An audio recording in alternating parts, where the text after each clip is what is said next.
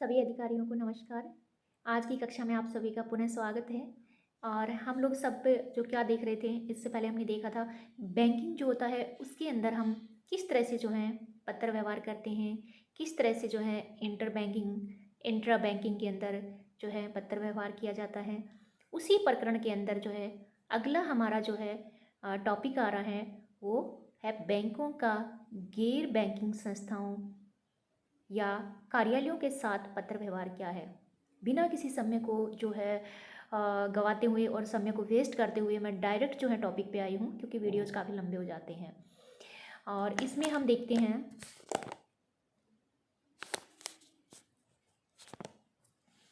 सबसे पहले इसे रीड आउट करते हैं। भारत सरकार का उपक्रम होने के कारण बैंक भारत सरकार, भारतीय रिजर्व बैंक, राज्य सरकारों तथा यही है राज्य सरकारों तथा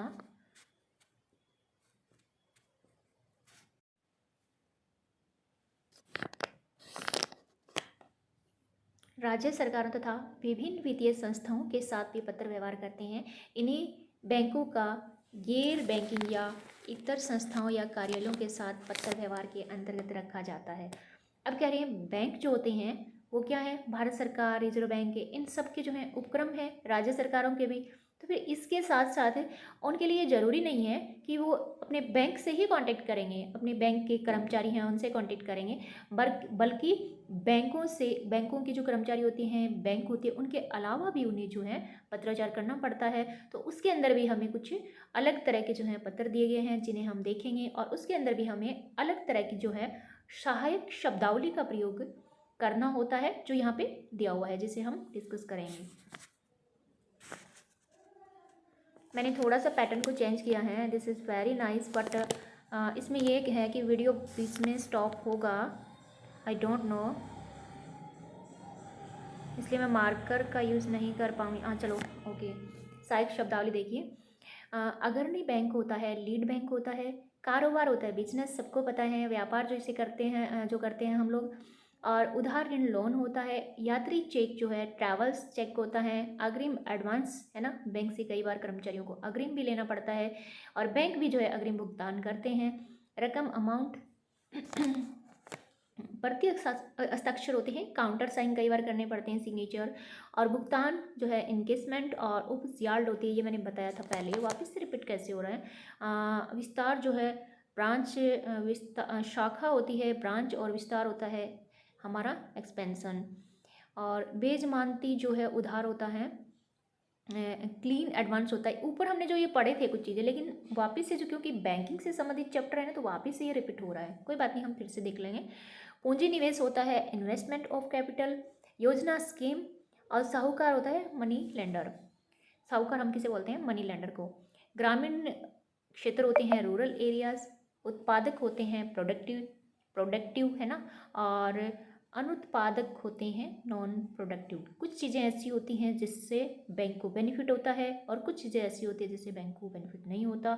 तो उसी तरह की जो है यहाँ पे उनके लिए कुछ शब्दावली का प्रयोग किया गया है। ऊंची ब्याज दर होती हैं, हाई रेट ऑफ इंटरेस्ट, नियोजन सबको पता होता है, प्लानिंग होती है, कोई भी काम हो प्लानिंग के बिना नहीं होता है, चाहे वो बैंक अपना काम करे या फिर एक सरकारी कर्मचारी होकर हम अपना काम करते हैं। और मुझे एक चैप्टर भी आपको जो है लेक्चर देना होता है चैप्टर पे, तो उसके लिए भी प्लानिंग की जाती है वीडियोज़ के लिए, कि कल कक्षा में क्या देना है, कैसा पढ़ाना है, क्या टॉपिक हैं, ये सब। तो everything is depend on planning. Then विकास अधिकारी होता है development officer. Then we are going to the next things, that is और हमारी जो है आम प्रयोग के पदबंध है, यानी हम जैसे ही पत्र का जो है परफॉर्मा बनाएंगे तो ये चीज़ें जो हैं हमारे काम आएंगे, इन्होंने इसलिए यहाँ पे दिया है। हिंदी वाला थोड़ा सा गौर से देखना। Cost is computed as under, इसको हिंदी में बोलेंगे लागत निम्नवत संगणित, लागत निम्नवत संगणित। अब cost is computed as under, इसको आप अगर अपनी लैंग्वेज में इसको ट्रांसलेट करेंगे तो आप कुछ अलग ही करेंगे, लेकिन देखो ऑफिशियल लैंग्वेज के अंदर कैसे बताए हैं, लागत निम्नवत संगणित।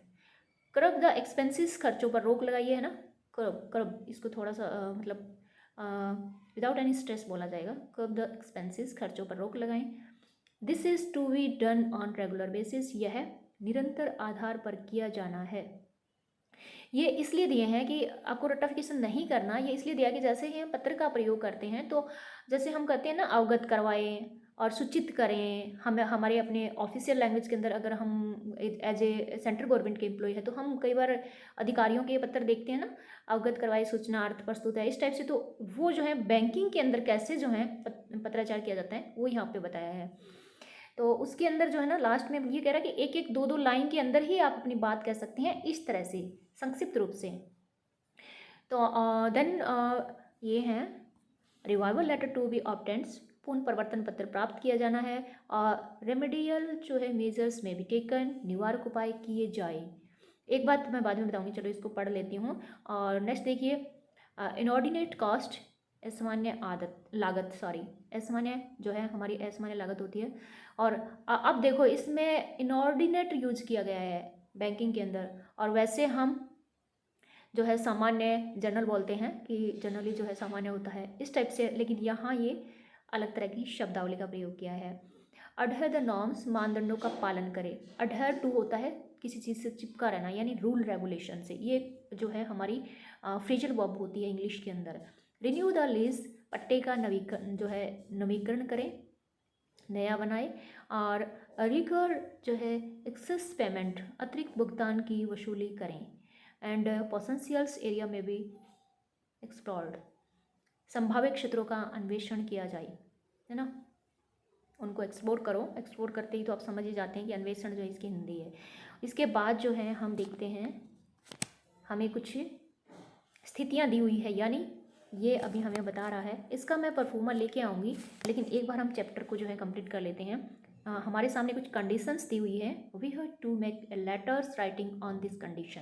कंडीशन क्या है? उत्तरांचल में बाढ़ आ गई है, कई गाँव में फैल गया है पानी, और वित्त मंत्रालय के निर्देशानुसार इस क्षेत्र के बैंकों को नागरिकों के पुनर्वास हेतु आसान किस्तों पर ऋण मुहैया जो है करवाया जाना था।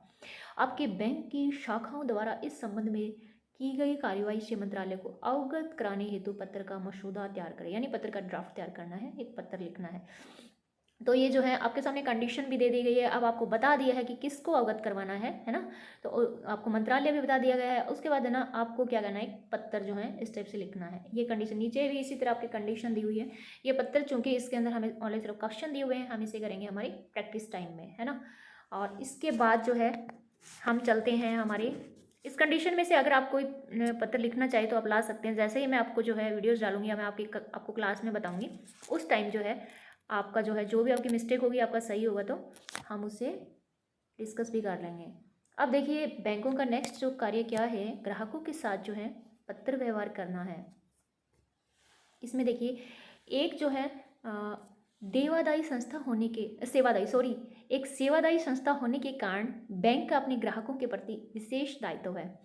अब मैं यहाँ पे 3 घंटों से बैठी हूँ और कंटिन्यू मैं वीडियो बना रही हूँ। और रीज़न है कि उसके बाद जो है ना, क्योंकि 2 ही दिन होते हैं छुट्टी के, सैटरडे संडे। इस टाइम में जो है कोई घूमता है, कोई कुछ करता है, लेकिन मुझे ये है कि जो क्लास में नहीं आ रहे हैं उनको बेनिफिट हो। और इसीलिए जो है मैं ये लाइटिंग का भी हम बार बार जो है कंप्यूटर की स्क्रीन को बार बार मतलब 2-3 घंटे कंटिन्यू यूज़ करते हैं, तो उसके बाद हमारी आंखों पे भी ऐसा होता है। अब ऊपर से फ्लैशिंग भी हो रही है, तो इसमें कुछ जो है जो पढ़ रही हूँ वो सेवा क्या देहदाही बोला था क्या, तो इस टाइप से लगता है। बाद में एकदम माइंड करता है कि नहीं, फ्लैशिंग को बोलिए, वापस इसे गौर से देखिए। तो इसमें क्या है, एक सेवादायी संस्था होने के कारण बैंक का अपने ग्राहकों के प्रति विशेष दायित्व है, उनकी रिस्पॉन्सिबिलिटी है। बैंकों का एक सिद्धांत है कि ग्राहक हमेशा सही होता है ना, customer is always right, bank ये मानते हैं। बैंक, लेकिन ये लाइन लिखी हुई है, मैं बैंकों में विजिट किया है, ऑफिसर लोगों से भी मिली हूँ, वो मुझे पता है कि वो ग्राहक पे कितना जो है वो उसको ये मानते हैं कि जो है ग्राहक जो है ऑलवेज राइट होता है, कस्टमर। उन्हें विश्वास होता ही नहीं है, वो कुछ भी करते हैं तो उनके घर तक जाते हैं, मतलब डिटेल पूछते हैं। और ये है भी सही, क्योंकि आजकल जो है बहुत ज़्यादा फ्रॉड फैल चुका है। एक ऐसा ऐप भी आ गया है जिससे मैंने एक वीडियो शूट किया है, तो अगर मैं वो बात यहाँ पे बताने लगी तो काफ़ी टाइम वेस्ट होगा। तो वहाँ पे आप जाके देख सकते हैं कि किस तरह से जो आपके बैठे बैठे 1 मिनट के लिए कोई कॉलिंग के लिए आपका मोबाइल लेगा और उसके बाद आपका अकाउंट खाली कर देगा। तो आप अपना कभी भी मोबाइल किसी को मत देना। अगर कोई अननोन बंदा है कि मुझे कॉल करना है, वैसे तो वैसे ऑफिस की अलग बात है, बाकी जो किसी को हम चाहते हैं ना कि किसी की प्रॉब्लम है, कोई खड़ा है, मोबाइल नहीं है उसके पास, तो हम किसी की जो है हेल्प कर देते हैं, लेकिन आजकल ऐसा नहीं होना चाहिए क्योंकि लोगों का कोई विश्वास नहीं है। अच्छा, तो the principle of bank is that customer is always right. Bank इसी सिद्धांत और जो है वाक्य पर कार्य करते हैं। बैंक अपने ग्राहकों को समय समय पर पत्र लिखता रहता है। बैंक का यह पत्राचार आज मात्र सूचना पहुंचाने का माध्यम ही नहीं रह गया, बल्कि अपने व्यावसायिक अभिलेख रखने और व्यवसाय को अभिलेख रिकॉर्ड रखने, व्यवसाय को विकसित करने तथा अपनी साख एवं सद्भावना बनाने का काम भी करता है। इनके लिए विभिन्न प्रकार की बचत योजनाएं, आकर्षक ऋण योजनाएं, खातों के परिचालन संबंधी सूचनाओं, नियमों में समय समय पर बदलाव, ऋण की मंजूरी देने, किस्तों में उसकी वापसी प्राप्ति पर किए गए कार्यों से ग्राहकों को सूचित करने हेतु बैंकों द्वारा पत्र, अनुस्मारक रिमाइंडर, पावती सूचना, अपील, विज्ञापन आदि का प्रयोग किया जाता है। इस प्रकार के पत्राचार को ग्राहकों के साथ पत्र व्यवहार के अंतर्गत रखा जाता है। अब हमें एक लाइन में इन्होंने बता दिया है बैंकों में हम क्या क्या सीखेंगे, पत्र कैसे, अनुस्मारक, पावती, सूचना, अपील, विज्ञापन, ये सब कैसे होता है। ये प्रैक्टिस के अंदर यहाँ पे देखो, टिप्पणी देखो। अब ऋण स्वीकृति हेतु बैंक में कुछ मानक मुद्रित प्रपत्रों का प्रयोग किया जाता है। अनुबंध, एग्रीमेंट होता है, करार आदि ग्राहकों से भरवा कर अभिलेख के रूप में संदर्भ सहित रखे जाते हैं। उनकी क्या डेट है, किस तारीख को, सारे जो है संदर्भ के साथ इसे जो रखे जाते हैं। अब जो है सहायक शब्दावली देखिए, आय इनकम, आयकर इनकम टैक्स, सेविंग और बचत bank, saving bank, passbook, passbook को पासबुक ही कहते हैं। अगर आ भी जाए आपको ऐसे ट्रांसलेशन का कुछ, तो पासबुक को पासबुक ही कहते हैं। पैसे निकालना सबको पता है, ड्रॉ मनी, परसेंटेज, ब्याज और खाता, ये सब पता है। जमा पर्ची, पे स्लिप, पे इन स्लिप, आप इसे पे स्लिप भी लिख सकते हैं अगर आई एग्जाम में, तो पे इन स्लिप की जरूरी नहीं है।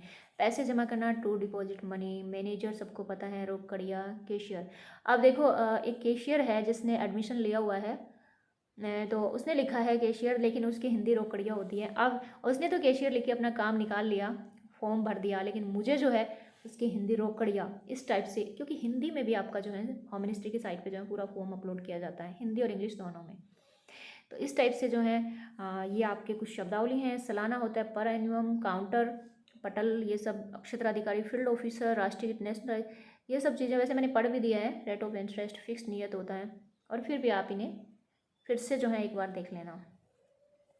आम प्रयोग के पदबंध क्या है, वैसे जो है मैं आपको नोट्स दूंगी, उसके अंदर क्या होगा, ये शब्दावली में से जो इम्पोर्टेंट चीज़ें हैं उनका जो है कुछ उनको सेलेक्ट करके पीडीएफ बनाया हुआ है, वो आपको दूंगी मैं एंड में, लेकिन इनको भी पढ़ते हुए जाना है। आम प्रयोग के पदबंध देखिए, customer service is not satisfactory, ग्राहक सेवा संतोषजनक नहीं है। कई बैंकों में हम देखते हैं ना कि कस्टमर की कोई ध्यान ही नहीं रखते हैं, लेकिन जो प्राइवेट बैंक होते हैं वो उसमें ज़्यादा जो है इन्वॉल्व होते हैं कि वो कस्टमर को बहुत गौर से, मतलब बहुत ध्यान से जो है उसका काम करते हैं, प्यार से बोलते हैं, रिसेप्शन पे भी सब कुछ है। और गवर्नमेंट बैंक होते हैं उसके अंदर इतना काम होता है, वर्क भी ज़्यादा होता है। दूसरी ओर जो है ना, इस तरह का लालच नहीं दिया जाए कि आइए चाय कॉफ़ी ये सब, क्योंकि उनको पता है कि गवर्नमेंट है। और डिफ़ॉल्टेड जो अमाउंट है, चूक की राशि होती हैं, डिफ़ॉल्टेड अमाउंट, चूक की राशि यानी डिफ़ॉल्ट हो गई है, और ये हैं डेट्रीमेंटल्स टू बैंक इंटरेस्ट। इसको देखिए, बैंक के हित में नहीं है, डेट्रीमेंटल ये ना, हाँ, detrimental to banks interest, bank के हित में नहीं है। फिर डेविएशन है ना, डेविएशन, इससे बड़ा जूम अगर मैंने किया तो मेरा स्क्रीन भी जो है ना सही नहीं होगा। Deviation will be viewed seriously, विचलन को गंभीरता से देखा जाए। एस्टिमेट द कॉस्ट, लास्ट में कॉस्ट ही है ना, हाँ, एस्टिमेट द कॉस्ट, लागत का प्राकलन करें, लागत का एस्टिमेट करें, अनुमान लगाए, है ना। और फिर क्या है, एंटरटेनमेंट एक्सपेंसेस में भी रीइंबर्स्ड। ये कह रहा है कि जो इंटरटेनमेंट का जो है एक्सपेंस हुआ था उसकी जो है, सॉरी, प्रतिपूर्ति जो है की जाए। इंटरटेनमेंट एक्सपेंसेस में भी रीइम्बर्स्ड यानी प्रतिपूर्ति की जाए। कंप्लेंट पर्टेंट्स टू डिलेड कलेक्शन, शिकायत विलंब वसूली से संबंधित है। कैलकुलेट द कॉस्ट, लागत का परिकलन करें। और ब्रांचेस में भी इंस्पेक्टेड, शाखाओं का निरीक्षण किया जाए। Attempt to defraud the bank, bank को धोखा देने का प्रयास। और ब्रांचेस में भी एडवाइस इन्फॉर्म, शाखाओं को सुझाव दिया या सूचित किया जाए। अब ये कह रहा है कि जैसे बैंक को धोखा देने की बात की प्रयास, ऐसे ये क्यों सब शब्दावली इस तरह की हमें दिया गया है। देखो जैसे बैंक को पत्र व्यवहार करना पड़ेगा तो उसको हर तरह की जो है शब्दावली उसको सीखनी पड़ेगी, उसके काम आने वाली। क्योंकि हो सकता है कि किसी बैंक में चोरी हो गई, किसी के साथ कुछ भी हो गया, तो वहाँ पे जो है ना इस टाइप के जो ये फ्रॉड की जो बात की गई है, वहाँ जो है हमें पत्र व्यवहार करने के लिए किस तरह की शब्दावली का प्रयोग करना है, इसीलिए जो है देखो शिकायतें, ये सब चीज़ें यहाँ पे हमें दी हैं। फिर है अभ्यास के लिए। देखो अभ्यास के लिए कुछ जो है हमें कंडीशंस दी हुई हैं, जिसे आप देख लेना।